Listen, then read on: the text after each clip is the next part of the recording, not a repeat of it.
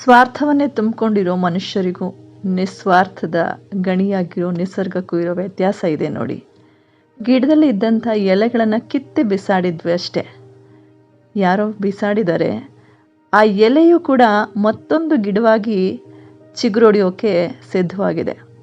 ಆ ಪ್ರತಿ ಎಲೆಯೂ ಕೂಡ ಮತ್ತೊಂದು ಗಿಡಕ್ಕೆ ಬೇರನ್ನು ಬಿಟ್ಟು ಅದು ಇನ್ನೊಂದು ಗಿಡವಾಗೋದಕ್ಕೆ ರೆಡಿಯಾಗಿದೆ.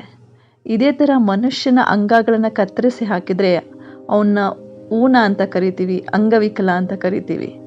ಅವನ ಶಕ್ತಿ ಸಾಮರ್ಥ್ಯ ಎಲ್ಲ ಕಡಿಮೆಯಾಗಿ ಹೋಗುತ್ತೆ.